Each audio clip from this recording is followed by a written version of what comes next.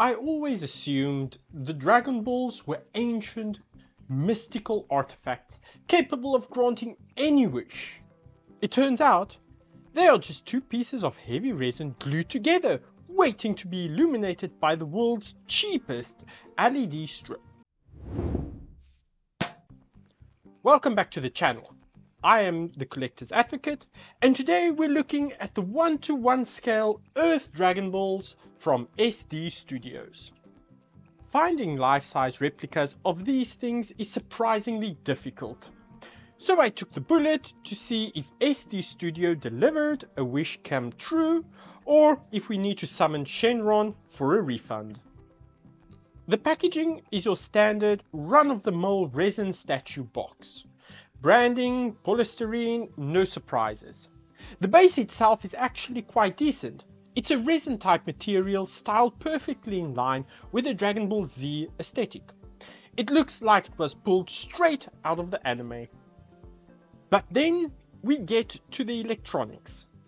It features built-in exposed LEDs powered by a USB-C cable at the back, controlled by a cheap little remote.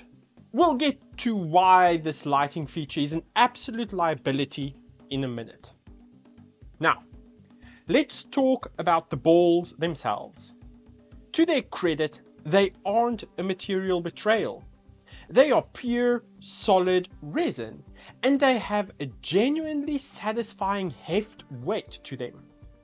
But the manufacturing process here is painfully obvious. You can clearly see the equator running right through the middle of every single one. They were molded as two separate halves, the stars were dropped in, and then they were glued together. This is the ultimate example of the 6-foot rule. When they are sitting on their display base across the room, they look great. You don't notice the seams. But the moment you actually pick one up to inspect it, the illusion shatters. And this brings us back to the lighting function. It is a completely unnecessary gimmick that actively ruins the replica. When you turn these lights on, it makes the dense resin look like a cheap arcade prize. Worse, if the light catches the ball at the wrong angle, it acts like a neon sign pointing directly to the glued seam. I haven't displayed these with the lights on a single time. I would have vastly preferred it if the SD Studio had scrapped the electronics entirely, lowered the price tag, and spent that lead budget on some sandpaper and a buffer to seamlessly blend these two halves together.